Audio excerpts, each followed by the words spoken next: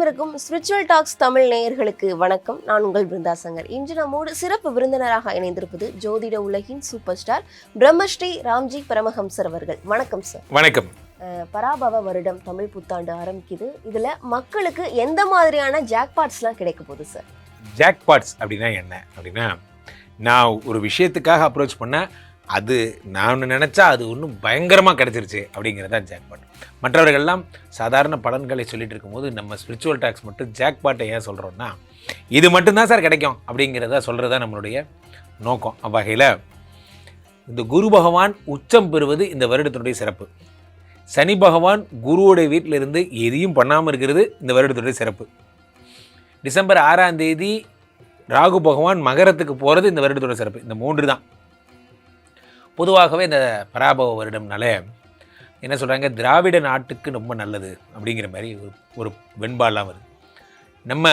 நம்ம இருக்கிற இடத்துல நம்ம தமிழர் பூமியில் ரொம்ப நிறைய விஷயங்கள் நடக்க போகுதுங்கிறது கூற்று. அவ்வகையில் எந்தெந்த ராசிக்காரர்களுக்கெல்லாம் கோடீஸ்வர யோகம் வருகிறது, யாருக்கெல்லாம் குழந்தை பிறக்க போகுது, யாருக்கெல்லாம் செல்வ வளம் வருகிறதுங்கிறது ராசி ரீதியாக நாம் பார்த்து விடலாம்.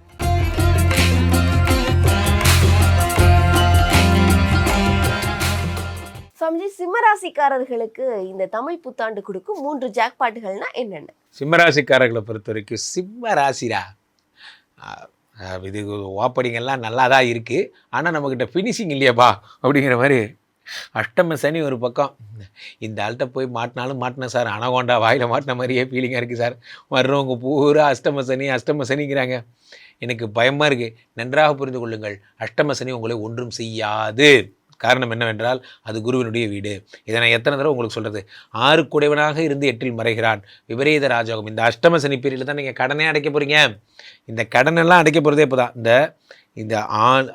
இந்த க்ரௌடில் கடன் அடைக்கிறது, ஒய்ஃப் கூட சந்தோஷமாக இருக்கிறது, ஹாப்பியாக வாழ்கிறது, இதை பற்றி நான் மட்டும் தான் பேசிகிட்டு இருக்கேன். கடனை அடைப்பவர்கள் உண்மையிலேயே என்ன சொல்கிறது, நிம்மதியை பார்ப்பவர்கள். நீங்கள் உங்கள் கடனை அடைச்சி பாருங்கள், எவ்வளோ நிம்மதியாக தூங்குறீங்கன்னு மட்டும் பாருங்கள்.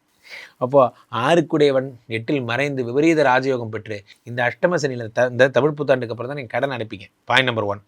பாயிண்ட் நம்பர் 2 என்னென்னா, குரு பகவான் உங்களுக்கு 12ஆம் இடத்துக்கு வரார். 12ஆம் இடம் என்பது என்ன? மறைவு ஸ்தானம். சிம்மராசிக்காரர்களுக்கு இவர்களுக்கு 5 குடையவன் 12ஆம் இடத்திற்கு வருகிறார். யோகாதிபதி 12ஆம் இடம் அப்படின்னு சொல்லலாம். 8 குடையவனாகவும் இருக்கின்ற குரு பகவான் 12இல் வரையும் பொழுது விபரீத ராஜயோகம் ஏற்படுகிறது. தங்கம் வாங்க போகிறீங்க, இடம் வாங்க போகிறீங்க, குழந்தை பிறக்க போகுது. உங்களுக்கு குரு பகவானுடைய அருளாலே உங்களுக்கு வாழ்க்கையில் அடுத்த லெவல் ப்ரமோஷன் வரப்போகிறது. மிகப்பெரிய உயரங்களுக்கெல்லாம் போகிறீங்க. காரணம் என்னவென்றால் இந்த குரு பகவான் 12இல் மறைந்திருக்கிறார். 8 கூடியவன் 12இல் மறைகிறான். 12ஆம் இடத்தில் மறைந்த குரு பகவான் 12இல் இருந்து 5ஆம் பார்வையாக 4 பார்க்கிறார். சிம்மராசிக்காரர்களுக்கு ப்ரமோஷன்.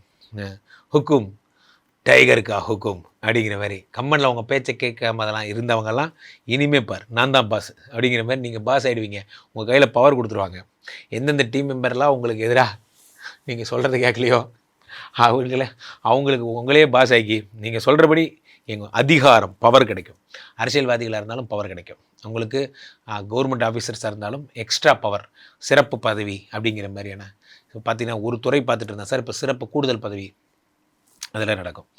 அதே நேரத்தில் உங்களுக்கு 4ஆம் இடத்தை பார்க்கின்ற குரு பகவான் தொடர்ந்து 12ஆம் இடத்திலிருந்து 6ஆம் இடத்தை பார்க்கிறார். 6ஆம் இடம் என்பது ரணரண ரோக சத்ருஸ்தானம், வியாதி, கடன், கஷ்டம், இதை பார்க்குறார். அப்போது கடன் ஒழிகிற அமைப்பு. திரும்ப சொல்கிறேன். அடுத்ததாக 8 பார்க்குறார். இங்கே தாங்க, இது தாங்க எல்லா உலகமே பார்த்து பொறாமப்படுற விஷயந்தான்.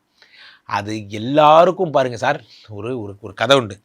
என்ன சொல்லுவாங்க, சார் என் பக்கத்து வீட்டுக்காரே அவன் ஒய்ஃப் எங்கேயோ ஊருக்கு போயிடுச்சு சார், அது போய் 10 நாள் ஆகுது சார் அப்படின்னா, சரிப்பா அதுக்கு எதுக்குப்பா நீ சுற்றிட்டு இருக்க சார், அவன் கம்ப்ளைண்ட்டே கொடுக்காம ஜாலியாக இருக்கான் சார் அப்படிங்கிற மாதிரி. உங்களுக்கு அஷ்டம சனி, ஆனால் இந்த அஷ்டம சனி வந்து கூட உங்களுக்கு ஒன்றுமே பண்ணல. காரணம் என்ன அப்படின்னா, குரு பார்த்துறாரு அஷ்டம சனியை விலக்கு பண்ணிட்டாங்க. இந்த தேர்தல் நேரத்தில் நம்ம பண்ணுவாங்க பாருங்கள், இதெல்லாம் லோன் எல்லாம் தள்ளுபடி பண்ணுவாங்க பாருங்கள், அந்த மாதிரி அஷ்டம சனியை தள்ளுபடி பண்ணிட்டாங்க உங்களுக்கு. அதை பார்த்து மற்றவங்களுக்கெல்லாம் என்ன எனக்கு கூட தான் அஷ்டம சனி வந்தது, எனக்கு யார் யார் தள்ளுபடி பண்ணாங்க. சிம்ம ராசிக்காரர்கள் கொடுத்து வைத்தவர்கள். உண்மையிலேயே இந்த வருடம் மட்டும்தான் கடகத்தில் குரு வந்து மீனத்தை பார்க்குறார். மீனத்தில் இருக்கிற சனி பகவானை பார்த்ததால அஷ்டம சனி உங்களுக்கு விலக்கு செய்யப்பட்டது. அதனால் அஷ்டம சனி பற்றி பயப்பட தேவையில்லை. இந்த தமிழ் புத்தாண்டு மிகப்பெரிய அதிர்ஷ்டங்களையும் சொத்துக்களையும் தரப்போகிறது. சிம்மராசிக்காரர்களுக்கு குழந்தை வரப்போகுது. சிம்மராசிக்காரர்கள் வாழ்க்கையில் அடுத்த படி நடைய போகிறீங்க. 7ஆம் இடத்து ராகு ஒரு பக்கம் ஃபாரின் கூட்டு போகிறாரு. எழுதி வச்சுக்கோங்க, இந்த அக்டோபர் ஆகஸ்ட் செப்டம்பர்லாம் ஃபாரின் போயிடுவீங்க. ஃபாரின் போவீங்க, அப்படியே ஒரே ட்ரிப்லேயே இருப்பீங்க. எங்கே இருக்கீங்க? சிங்கப்பூரில் இருக்கேன். இப்போ நான் மலேசியா போய்ட்டு அந்த வேலை இந்தோனேஷியா போய்ட்டு திரும்பி வருவேன். ஒரே பிஸியாக சுற்றுறீங்க. பிஸ்னஸ் பயங்கரமாக டெவலப் ஆகிரும், நல்லா வளருவீங்க. இவர்கள் எந்த மாதிரியான தெய்வங்களை வழிபட்டால் சிறப்பாக இருக்கும்? இவருக்கு சனி காலில் வரணும். 1000 தான் இருந்தாலும் 8ஆம் இடத்து சனி. அப்போ சனிக்கு என்ன பண்ணோம்? திருநள்ளாறு போயிட்டு ஒரு நல்லெண்ணெய் அபிஷேகம் பண்ணிவிட்டு தர்பாரண்யேஸ்வரர் வணங்கிட்டு சனி பகவான்கிட்ட குட் மார்னிங் சனி பகவான் அப்படி பார்த்துங்க டச்சில் இருங்க அப்படிங்கிற மாதிரி அவர்கிட்ட பெரும்பாலும் அவர் உங்களை ஒன்றும் பண்ண போகிறதில்ல. ஒரு பொய் கூட சொல்லாமல் மெயின்டைன் பண்ணுங்கள் இந்த 2.5 வருஷமும். என்ன எது நடந்தால் என்ன வேணால் நடக்கட்டும். ஆஃபீஸில் வேலை செய்யலை, ஆமாம் வேலை செய்யலைன்னு சொல்லிட்டு போயிருங்க. அது சமாளிக்கிற பேர் வழின்னு ஒரு பொய் சொன்னீங்கன்னா மாட்டிப்பீங்க. இதுதான் ஒரே பரிகாரம். இதை மட்டும் பண்ணுங்கள். இவர்களுக்கு 100க்கு எவ்வளோ மதிப்பெண் கொடுக்கலாம்? 100க்கு தாராளமாக 85 மார்க் தரலாம். சூப்பராக. பொதுவாகவே நண்பர்களே, இந்த 64 வருடங்களில் 40வது வருடம் இந்த பராபவ வருடம். ஸோ 40 வருடத்துக்கு ஒரு தடவை தான் இந்த பராபவங்கிற வருடத்தை மீட் பண்ண போகிறோம். அவ்வகையில் அது என்ன பராபவத்துக்கு இவ்வளோ சிறப்பு அப்படின்னா, இந்த வருடம் வந்து இந்த மாதிரி குரு பகவான் உச்சம் பெறுவது, சனி பகவான் மீனத்தில் இருப்பது போன்ற விஷயங்கள் பெரிய விஷயங்க. பொதுவாகவே என்றைக்குமே எந்த ஒரு கிரகமுமே உச்சம் பெற்றுவிட்டால் அது பலன்களை டபுளாக ட்ரிபிளாக 4 டைம்ஸ் 5 டைம்ஸ் பண்ணும். Into 5x 10x. அவ்வகையில் சனி பகவான் வந்து மீனத்தில் இருப்பது குருவுடைய வீட்டில் சமத்தாக இருக்கார். சனி பகவான் யார் ப்ராப்ளத்துக்கும் போல, அவர் உண்டு அவர் வேலை உண்டுன்னு இருக்கார். இந்த பக்கம் என்னென்னா ராகு பகவான் வந்து கும்பத்திலிருந்து மகரத்துக்கு வந்து விட்டார். ஸோ இந்த 3 டிரான்சிஷனும் தான் இந்த தமிழ் புத்தாண்டில் பெரிய டிரான்சிஷனாக கருதப்படுது. அவ்வகையில் குரு பகவானுடைய கடகத்தில் இருக்கிற பயிற்சி, இந்த கடகத்தில் குரு பகவான் என்ன ஒரு சிறப்புனா, வேதங்கள் மறைத்து வைத்திருக்கப்பட்ட இடம் மகரம், அதனால தான் குரு அங்கே நீச்சம். வேதங்கள் வெளிப்பட்ட இடம் கடகம், அதனால தான் குரு அங்கே உச்சம். இது குருவுக்கு ரொம்ப பிரீத்தியான வீடு, ரொம்ப பிடிச்ச வீடு. காலபுருஷனுக்கு 4ஆம் இடம். அந்த இடத்துல குரு பகவான் உச்சமாகும் பொழுது மிகப்பெரிய செல்வ சம்பத்துகள்லாம் ஏற்பட்டு டிஃபால்ட்டாகவே 4ஆம் இடத்து குரு பகவான் 4ல் இருந்து உங்களுக்கு பொதுவாகவே காலபுருஷனுக்கு 8ஆம் இடத்தையும் 10ஆம் இடத்தையும் 12ஆம் இடத்தையும் பார்த்துடுறாரு. இதை விட வேறு சூப்பரான ஒரு தன்மைங்கிறது எதுவும் கிடையாது. ஸோ இப்போ இந்த பராபவ வருடத்தில் நிறைய நல்ல விஷயங்கள். இதில் என்னென்னா, இந்த டிசம்பர் 6ஆம் தேதி ராகு பகவான் மகரத்துக்கு வருகின்ற அதே நேரம் கேது பகவான் சிம்மத்தில் இருந்து கடகத்துக்கு போயிடுவார். இப்படி ரிவர்ஸில் போவார். இப்போது ஜோதிட சாஸ்திரம் என்ன சொல்லுகிறது, குருவும் கேதுவும் சேர்ந்தால் எப்படி, குருவும் கேது அது என்ன குபேர யோகம் என்று அழைக்கப்படுகிறது. குரு கேது சம்பந்தம் என்பது குபேர யோகம் என்று அழைக்கப்படுகிறது. அப்போது குருவோடு சேர்ந்த கேது இவங்க 2 பேரும் சேர்ந்து கடகத்தில் அமர்ந்து சகலவிதமான ஞானங்களையும் தருகிறார்கள், சகலவிதமான அனுகிரகங்களையும் தருகிறார்கள். இந்த வருடம் டிஃபால்ட்டாகவே பணம் வருங்கிறது டிஃபால்ட். அதை தவிர சனி பகவான் தருகின்ற அற்புத பலனாக பொதுவாகவே மீனத்தில் இருக்கின்ற சனி பகவான் உங்களுக்கு ரிஷபத்தையும் கன்னியையும் அதே மாதிரி தனுசையும் பார்ப்பதால் நீங்கள் எந்த ராசிக்காரராக இருந்தாலும் சனி பகவான் உங்களுக்கு அருள் தரும் மங்களச்சனியாக மாறிவிடுகிறார் என்பதுதான் திண்ணம். இந்த மங்களச்சனியாக இருப்பவர் முக்கியமான விஷயம் வெகு பிரபலத்துவத்தை தருகிறார். முக்கியமாக வெகு மக்கள்கிட்ட ரீச் ஆகிறது, மக்கள்கிட்ட சென்றடைகிறது, மக்கள் தலைவராகிறது போன்ற விஷயங்கள் எல்லாம் இந்த சனி பகவான் அள்ளித்தருகிறார். குரு உச்சம் உங்களுக்கு தங்கம் வாங்குகின்ற அமைப்பு, கல்வி சாலைகளில் ஈடுபாடு, கல்வி படித்தலில் கற்றலில் ஈடுபாடு போன்றவற்றெல்லாம் இந்த குருவினுடைய உச்சம் என்பது தருகிறது. ராகுவினுடைய மகர ராசி பிரவேசம், அது சனியினுடைய வீடு, ராகுவுக்கு ரொம்ப நட்பு வீடு. அங்கே வந்து காலபுருஷனுக்கு 10ஆம் இடம் என்பதால் பொதுவாகவே இந்த வருஷம் எல்லாருமே பிஸ்னஸ்மேன் ஆக போகிறீங்க. இந்த வருடம் உங்களுடைய எண்ணங்கள் எல்லாம் சொந்த காலில் நிற்கணும், எனக்குன்னு ஒரு கம்பெனி வேணும், நான் பெரிய ஆள் ஆகணும், இது போன்ற எண்ணங்கள் தான் உங்களுக்கு இருக்கும். என்றைக்குமே உங்களுக்கு வந்து நான் வந்து கம்மியான எண்ணங்கள் வராது.